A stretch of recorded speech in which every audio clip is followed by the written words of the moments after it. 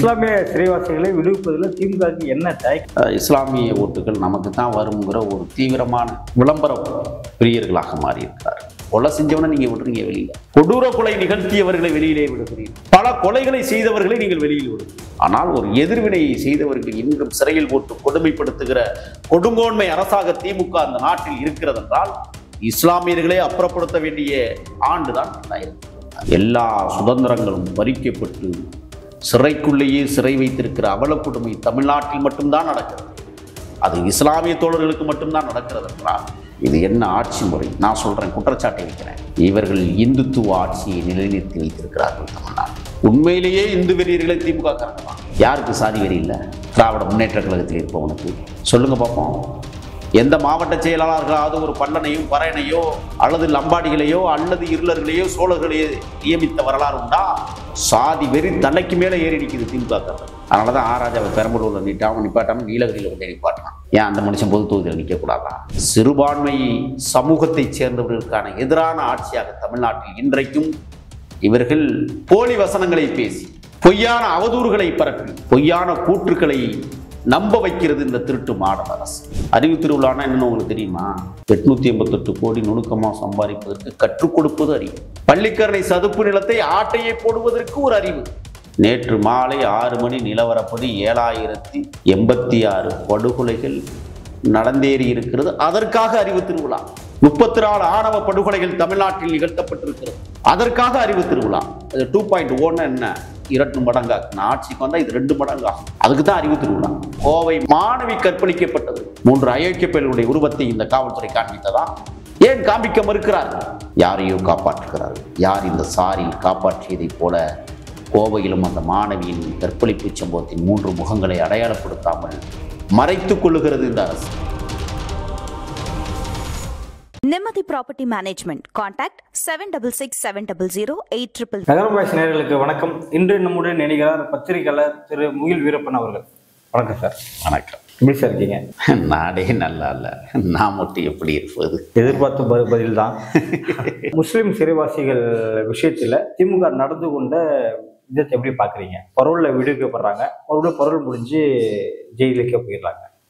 அவங்கள விடுவிக்கணும்னு சொல்லிட்டு தொடர்ந்து பல இயக்கங்கள் போராட்டி தான் இருக்காங்க. ஆனால் அதை செவி சாய்க்காம திமுக இதுபோல தான் கையெழுத்து இருக்கு முஸ்லிம் சிறைவாசிகள் விவகாரத்தில்.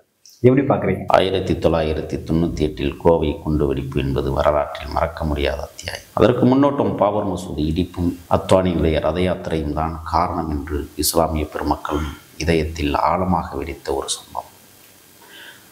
அந்த சம்பவத்திற்கு மாற்றாக எதையாவது செய்ய வேண்டும் என்கிற மனவெறியில் கோவை குண்டுவெடிப்பு நிகழ்வு அதிபயங்கரமாக நடந்ததை யாராலும் மறக்கவும் முடியாது. அதில் கிட்டத்தட்ட 179 இஸ்லாமிய தோழர்கள் கைது செய்யப்பட்டார். அன்சாரியிலிருந்து தமீமிலிருந்து தடாரஹீம் வரை எண்ணற்ற தோழர்கள் கைதாகினர். குறிப்பாக கேரள ஜனநாயக கட்சியினுடைய தலைவர் மதானி உள்ளிட்ட கேரளாவைச் சேர்ந்த அந்த இயக்கத்தை சார்ந்தவர்கள் கைது செய்யப்பட்டு கோவை மத்திய சிறையிலே அடைக்கப்பட்டார்கள். ஒரு சோகமான நிகழ்வு தான். தமிழ் உறவுகள் எத்தனையோ பேர் அதிலே கொல்லப்பட்டார்கள், படுகாயமற்றார். இன்றைக்கு அன்சாரி நம்முடன் இல்லை. வினை எதிர்வினையாக்கப்பட்டது. அது சரியானது என்றும் நாம் சொல்லவில்லை. மக்கள் வழி போராட்டம்தான் மக்களுக்கான மகத்தான போராட்டம் என்பதை அன்சாரி போன்ற தோழர்கள்லாம் பிறகு உணர்ந்தார்கள். கிட்டத்தட்ட 30 ஆண்டுகள் நெருக்கிய சிறை தளத்திலே அவர்கள் சொல்ல முடியாத துயரங்களை சுமந்திருக்கிறார்கள். அண்மையில் கூட இந்த அரசு இஸ்லாமிய தீவிரவாதிகள், பயங்கரவாதிகள் என்றெல்லாம் அல்-உம்மா இயக்கத்தை சேர்ந்த ஒரு சிலரை இன்றும் கைது செய்து சிறைப்படுத்தி இருக்கிறது. எப்போதுமே காவல்துறையில் மற்றும் பலர் என்று அவர்கள் கீழே குறிப்பிடுவார்கள். அப்படி என்றால் எப்போ வேண்டுமானாலும் யாரை வேண்டுமானாலும் அதை சேர்க்கலாம். இந்த புதிய அணுகுமுறைகள் இன்று நேற்றல்ல, காவல்துறையில் காலங்காலமாக வழக்கமாக வைத்திருக்கிற ஒரு நடைமுறை விதி. மற்றும் பலர் என்று போட்டாலே அவர்கள் மனநிலைக்கு யார் ஒத்துவல்லையோ அவர்களெல்லாம் இந்த பட்டியலுக்கு கொண்டு வருவதை வாடிக்கையாக. கோவை மத்திய சிறை மேட்டு பிளாக் என்று சொல்வார். முழுக்க முழுக்க இஸ்லாமிய போராளிகள் குழு. குறிப்பாக அல்-உம்மா, லஷ்கர்-இ தொய்பா என்றெல்லாம் சொல்லப்படுகிறார்கள். இங்கே அல்-உம்மா குறிப்பாக பழனி பாபாவின் பயிற்சி பெற்றவர்கள். பழனி பாபாவை தமிழ்நாட்டில் அறியாதவர் எவரும் இருக்க வாய்ப்பில்லை. இந்த மாபெரும் மகத்தான தலைவன் மக்களுக்காக கடைசி வரை தன் உயிர் போகிற வரை உரிமைகளை மீட்டெடுக்க வேண்டும் என்பதிலே உறுதியாக நின்றோம். ஏன் புரட்சித் தலைவர் எம்ஜிஆர் அவர்களுக்கு சமமாக கூட அரசியலை செய்ய வேண்டும் என்று விரும்பி களத்திலே நின்றவர். கலைஞர் கருணாநிதிக்கு சிம்ம சொப்பனமாக தமிழ்நாட்டில் விளங்கியவர். அன்றைக்கும் இந்த பழனி பாபாவை தீர்த்து கட்டுவதற்கு திராவிட முன்னேற்ற கழகம் பல வகைகளில் முயன்றது. ஆனால் அந்த மாபெரும் மகத்தான தலைவன் திண்டுக்கல் வீதிகளில் ரத்தம் தெறிக்க தெறிக்க வெட்டி சாய்க்கப்பட்ட அந்த கோர நிகழ்வுகளை மறந்திருக்க வாய்ப்பில்லை. இதுதான் அவர்கள் வளர்த்துவிட்ட பிள்ளைகளுக்கு எதிரான ஒரு நிலைப்பாட்டை உருவாக்கியது. கோவை குண்டுவெடிப்பில் பல பேர் கைது செய்யப்பட்டு சிறை கொட்டடியில் இருப்பதை நான் நேரடியாக கண்டவன். அன்சாரி போன்ற தோழர்களிடம் நெருங்கி பழகியவன். அது மட்டுமல்ல, ஜமால், ஹலீல் என்று எண்ணற்ற தோழர்களோடு நான் உறவாடியேன். பெங்களூர் வீதிகளில் சுட்டுக் கொல்லப்பட்ட முருகன் என்கிற ஒரு இந்து மதத்தை சார்ந்தவன் பிறகு இஸ்லாம் மதத்துக்கு மாறிய ஒரு தோழன். அவன் ஆயுதம்தான் தீர்வு என்று முடிவெடுத்தான். ஒரு இளைஞன் இந்து மதத்தில் இருக்கிறவனை இஸ்லாம் மதத்திற்கு இழுத்து வருவதற்கு இந்துத்துவவாதிகள் செய்த கொடூரமான நிகழ்வுகள் அவனை இஸ்லாத்திற்கு மாற்றி இருக்கிறது. அப்படியெல்லாம் நிறைய தம்பிகள் சிறையில் இருந்து படுகொலை செய்யப்பட்டிருக்கிறார்கள். ஒரு சின்ன நிகழ்வை நான் சொல்ல வேண்டும் என்று காலையில் கோவை சிறையில் எழுந்ததும் 6 மணிக்கெல்லாம் சுப்பிரபாதம். அங்கே இந்துத்துவ பயங்கரவாதிகளும் இருக்கிறார்கள். தமிழ் தேசிய ஆதரவாளர்கள் என்போன்றவர்களும் இருக்கிறோம். அல்லுமா தீவிரவாதிகளும் அங்கே இருக்கிறார்கள். ஆனால் இவர்கள் சுப்பிரபாதம் போடுவது யாருக்காக என்கிற கேள்வி என்பது. நாங்கள் தான் சொன்னோம், முதலில் அந்த சுப்பிரபாதத்தை நிறுத்துங்கள். கடுமையான சிறை போராட்டத்தை சிறைக்குள்ளேயே நகர்த்தினோம். தட்டுக்கவிழ்ப்பு போராட்டம். வாய்ப்பு இருந்தால் அந்த ஈயத்தட்டை கிழித்து கூர்மையாக்கி எங்களை நாங்களே வரித்து கொண்டு தற்கொலை செய்து கொள்வோம் என்கிற அளவிற்கு ஒரு மிரட்டல்.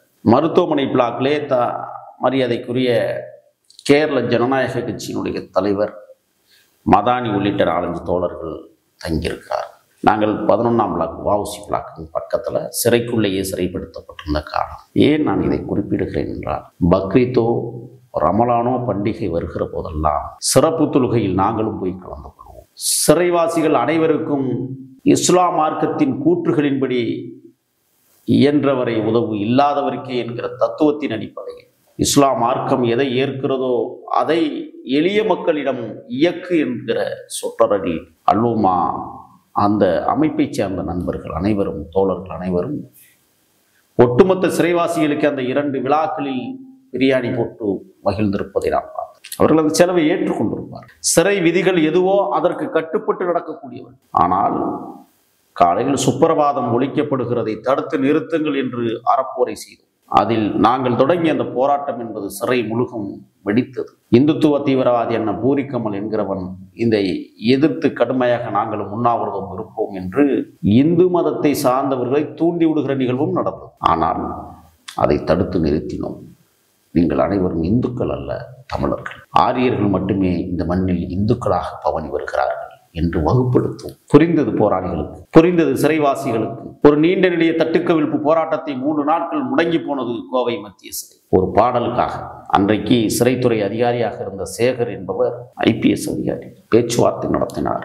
மருத்துவ குழுக்கள், வழக்கறிஞர் குழு, நீதிபதி குழு, சமூக ஆர்வலர்கள் குழு என்றெல்லாம் சிறை வளாகத்திற்குள் வந்து சமாதான பேச்சை நடத்தினார். பிறகு என்ன பாடலை ஒலிப்பது? எந்த மதப்பாடல்களும் இங்கு ஒலிக்கக்கூடாது. அதே போல் எந்த இனப்பாடலும் இங்கே ஒலிக்க வேண்டாம். இங்கே கர்நாடகத்தைச் சேர்ந்தவர்களும் இருக்கிறார்கள், ஆந்திராவை சேர்ந்தவர்களும் இருக்கிறார்கள், கேரளாவை சார்ந்தவர்களும் இருக்கிறார்கள் என்று சொன்னதற்கு பிறகு பன்னீரில் நனைந்த பூக்கள் மெல்ல சிரிக்க, இந்த பாட்டு தான் அங்கு எல்லோராலும் ஏற்றுக்கொள்ளப்பட்டு இன்று வரை கோவை மத்திய சிறை வளாகத்தில் காலை பாடலாக ஒலித்தது. ஒரு சமூக நோக்கத்திற்காக இஸ்லாமிய போராளிகள் அதையெல்லாம் கையில் எடுத்து போராட்ட வடிவில் கொண்டு போய் சிறையையே சீர்திருத்தம் செய்த போராளிகள் 168 பேர் அந்த சிறை வளாகத்திற்குள் அடைக்கப்பட்டார்கள். உள்ளுக்குள்ளேயே பிரிவினையை ஏற்படுத்துவதற்கு காவல்துறை பல வகைகளில் முயற்சி செய்தது. அவர்களை பிரித்து சேலம் மத்திய சிறையில் கொண்டு போய் மாற்றி 2 குழுவாக பிரிக்க முற்பட்டது. ஆனால் எந்த போராளிகளும் அதற்கு ஒத்து வரவில்லை. நீ எந்த சிறையில் அடித்தாலும் நாங்கள் இஸ்லாத்துக்கள் தான் என்கிற ஒற்றை முழக்கத்தோடு பிரித்த சிறைவாசிகளை கூட ஒன்று சேர்க்க உதவியவர் அன்சாரியும் மதானியும். இது நான் சொல்லுவது 2002. இன்றைக்கு ஆண்டு என்ன? ஆக இஸ்லாமியர்களுக்கு துணையாக நிற்கிறோம், தூணாக நிற்கிறோம் என்றெல்லாம் பவ்யமாக பேசி வாக்குகளை சேகரிக்கிற முட்டாள் கூட்டமாக தமிழ்நாட்டில் இயங்கிக் கொண்டிருக்கிற திராவிட முன்னேற்ற கழகம். என்ன என்ன அழிவு திருவிழாவை என்னமோ ஒன்று நடத்துனாங்களே, அதுக்கு பேர் என்ன? அறிவு திருவிழா. அறிவு திருவிழா. அழிவு திருவிழா இல்லையா? உங்க பார்வையில் அப்படி இருக்கு? அப்படியா? அங்கே கலந்துக்கிட்டது நீங்கள் போனீங்கன்னா திமுகவை தாண்டி வேற யாராவது போயிருப்பாங்களா? அது யாருக்கான அறிவு திருவிழா? அவங்களே முட்டாளாக இருக்கிறாங்க, அதனால தான் அதில் கலந்துக்கிட்டு அறிவு திருவிழான்னு சொல்கிறாங்க. முட்டாள்களுக்கு பாடம் எடுத்த திருவிழா, அதனால் அவர்கள் பார்வையில் அது அறிவு திருவிழா. என்னுடைய பார்வையில் அது அழிவு திருவிழா. திராவிட இயக்கத்தின் பேஸ்மெண்ட் இருக்குல்ல, இரும்பு எக்குகளால் உருவாக்கப்பட்டிருக்கு. இஸ்லாமிய சிறைவாசிகளை விடுவிப்பதில் திமுகவுக்கு என்ன தயக்கம்? அதைத்தான் இப்போ சொல்ல போகிறேன். இல்லை, வேல்முருகன் அவர்களே கோரிக்கை விடுத்தும் இது கொஞ்சம் வலைக்கடிப்பதா இருக்கு. என்ன காரணம்னா, இவங்க இங்கே இஸ்லாமிய ஓட்டுகள் நமக்கு தான் வருங்கிற ஒரு தீவிரமான விளம்பர பிரியர்களாக மாறி இருக்கிறார். ஒரு தோழன் சிறையை விட்டு வெளியில் பரோலில் வந்து தன் பெற்றோர்களையும் பிள்ளைகளையும் சந்திக்கிற தருணம் இருக்குல்ல, அந்த பார்க்கிற பார்வையில் மகிழ்ச்சி கொள்ளலாம். ஆனால் மனதிற்குள் மிகப்பெரிய அழுத்தம் என்னவென்றால், எப்பொழுது வேண்டுமானால் மனை சிறைவாசகத்திற்கு அனுப்பிவிடுவார்கள். நான் கொஞ்சுவது உங்களிடத்திலே கொஞ்ச நேரம்தான், உங்களை பார்த்து பாசத்தை பொழிவது கொஞ்சம் நேரம்தான். மீண்டும் எனக்கு தனிமை வாழ்க்கை தான் சிறை என்பதை இறைவன் எனக்கு எழுதியிருக்கிறான் என்று நம்புகிற தோழர்கள். நான் ஒன்று சொல்லட்டுமா அந்த அரசுக்கு? ஏன் வெளியிட மறுக்கிறீங்க? குண்டு வெடிச்சுமா? உங்கள் மேலே கோபம் கொண்டுருவாங்களா? நீங்கள் ஆடிய அவளை ஆட்சி தோலுரித்து விடுவார்கள் என்பதற்காகவா? ஒரு இஸ்லாமிய தோழன் கூட சிறையில் இருக்கிறவன் திராவிட முன்னேற்ற கழகத்தை அங்கீகரித்து பேசவும் மாட்டான், அலங்கரித்து வார்த்தைகளை கூறவும் மாட்டான். அவ்வளவு மனப்புலாங்கீதத்தில் அவன் சிறையில் வாடுகிறான். எண்ணற்ற தோழர்களை நான் கேட்கிறேன், அப்புறம் எதுக்கு அறிஞர் அண்ணா பிறந்தார்? ஒன்றே குலம் ஒருவனே தேவன் என்று சொன்னவன், அவனுடைய நினைவு நாளில் நீங்கள் அல்லது பிறந்த நாளில் நீங்கள் எல்லோரையும் ஒரு குறிப்பிட்ட வருடத்திற்கு பிறகு விடுதலை செய்கிற நீங்கள் கொலை செஞ்சவனை நீங்க விடுறீங்க வெளியில, கொடூர கொலை நிகழ்த்தியவர்களை வெளியிலே விடுகிறீர்கள், பல கொலைகளை செய்தவர்களை நீங்கள் வெளியில் விடுகிறீர்கள். ஆனால் ஒரு எதிர்வினையை செய்தவர்கள் இன்றும் சிறையில் போட்டு கொடுமைப்படுத்துகிற கொடுங்கோன்மை அரசாக திமுக அந்த நாட்டில் இருக்கிறது என்றால், இஸ்லாமியர்களே அப்புறப்படுத்த வேண்டிய ஆண்டுதான் 2026. ஒவ்வொருத்தருக்கும் கடிதம் எழுதுறாங்க உள்ள இருந்து, இந்த திராவிட முன்னேற்ற கழகத்தால் சிறைக்குள் நாங்கள் படாத பாடுபடுகிறோம். கப்புச்சோரை குறைச்சிட்டான் சார், முதல் வகுப்பை குறைச்சிருக்கிறாங்க சிறைக்குள்ளேயே, தெரியுமா உங்களுக்கு? தண்டனைக்கு வேலை உண்டு, அந்த வேலையை செய்ய மறுக்கிறார்கள். ஏன்? சம்பாரிச்சிட்டானா சிறைக்குள்ள உட்காந்து? எல்லா சுதந்திரங்களும் பறிக்கப்பட்டு சிறைக்குள்ளேயே சிறை வைத்திருக்கிற அவல கொடுமை தமிழ்நாட்டில் மட்டும்தான் நடக்கிறது. அது இஸ்லாமிய தோழர்களுக்கு மட்டும்தான் நடக்கிறது என்றால் இது என்ன ஆட்சி முறை? நான் சொல்றேன், குற்றச்சாட்டை வைக்கிறேன். இவர்கள் இந்துத்துவ ஆட்சியை நிலைநிறுத்தி வைத்திருக்கிறார்கள் தமிழ்நாட்டில். உண்மையிலேயே இந்து வெறியர்களை திமுக காரங்க தான். யாருக்கு சாதி வெறி இல்லை? திராவிட முன்னேற்ற கழகத்தில் இருப்பவனுக்கு சொல்லுங்க பார்ப்போம். எந்த மாவட்ட செயலாளர்களாவது ஒரு பல்லனையும் பறையனையோ அல்லது லம்பாடிகளையோ அல்லது இருளர்களையோ சோழர்களையோ நியமித்த வரலாறு உண்டா? அதனால தான் நான் அந்த வார்த்தையை சொல்றேன். இவர்கள் இந்துத்துவவாதிகள், திராவிட முன்னேற்ற கழகத்தில் சேர்ந்தவர்கள். இன்னும் சொல்ல போனா இந்து தீவிரவாதி, பயங்கரவாதிகள். சாதி வெறி தலைக்கு மேல ஏறி நிற்குது திமுக காரர்கள். அதனாலதான் ஆராஜாவை பெரம்பலூர்ல நிப்பாட்டாம நீலகிரியில கொண்டே நிப்பாட்டினான். ஏன் அந்த மனுஷன் பொது தொகுதியில் நிற்க கூடாதா? பொது தொகுதி எதற்காக வரையறுக்கப்பட்டிருக்கிறது? தனித்தொகுதி என்பது வேறு. அந்த மக்கள் வாழ்வியலை உயர்த்துவதற்கு புரட்சியாளர் அம்பேத்கர் எழுதி வைத்த சட்ட விதிகளின்படி உருவாக்கப்படும். இன்றைக்கு தமிழ்நாட்டில் நீங்க எல்லா சிறையிலையும் இஸ்லாமிய தீவிரவாதிகள் இல்லை, இஸ்லாமிய போராளிகள் இல்லை. கோவையில தான் இருக்காங்க, சேலத்துல மட்டும்தான் இருக்காங்க. ஏன் அவர்களை சின்னாபின்னப்படுத்துகிறீங்க சார்? பெத்த பிள்ளையை பார்த்து கொஞ்சுவதற்கு வாய்ப்பு இல்லாமல் வழங்கி இருக்கிறது திமுக.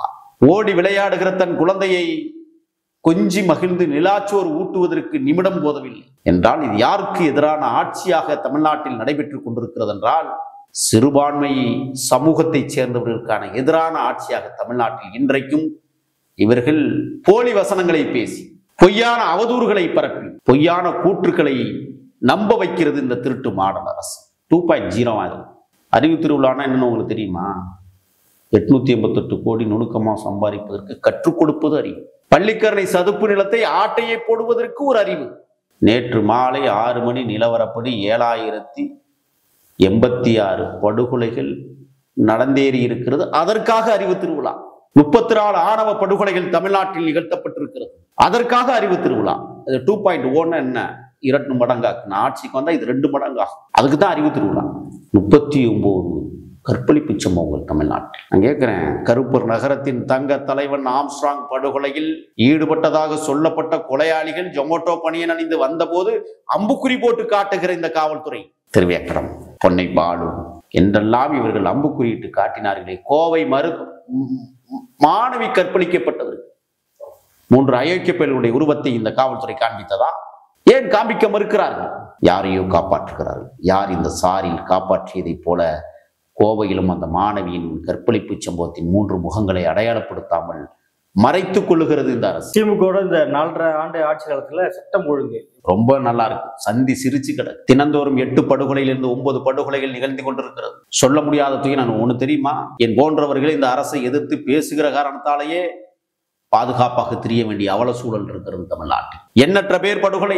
சமூக நீதிக்காக போராடினால் படுகொலை. மண் வளத்தை பாதுகாக்க வேண்டும் என்று போராடினால் படுகொலை. கனிம வளத்தை பாதுகாக்க வேண்டும் என்றால் படுகொலை.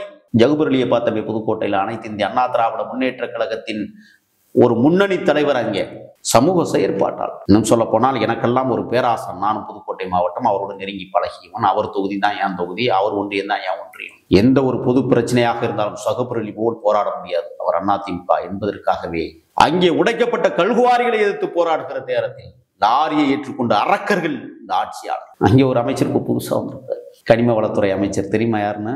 புதுக்கோட்டையில் ஜெயலலிதா கல்லூரியை நடத்துகிறவர். திமுகவில் ஐக்கியமாகி பல கோடிகளை சுருட்டி கொண்டிருப்பவர் ரகுபதி. அவங்க மகன் அண்ணாமலையே என்னமே கொண்டுட்டு வரணுமா? நான் கேட்குறேன், திராவிட முன்னேற்ற கழகத்தில் ஆதிக்க ஜாதியைச் சேர்ந்தவர்கள் வாரிசுகளை உருவாக்கி அடுத்த வாரிசுகளுக்கு இடம் கொடுக்கிற திமுக எங்கேயாவது ஒரு பறையனுக்கும் பல்லனுக்கும் வாரிசு உருவாக்கி கொடுத்திருக்கிறதா? அடிமைகளின் உச்சம் திராவிட முன்னேற்ற கழகம். ஏன் ஆராஜாவுக்கு துணை முதலமைச்சர் பதவி கொடுக்க வேண்டியது தானே? அவர் கேட்கலையே.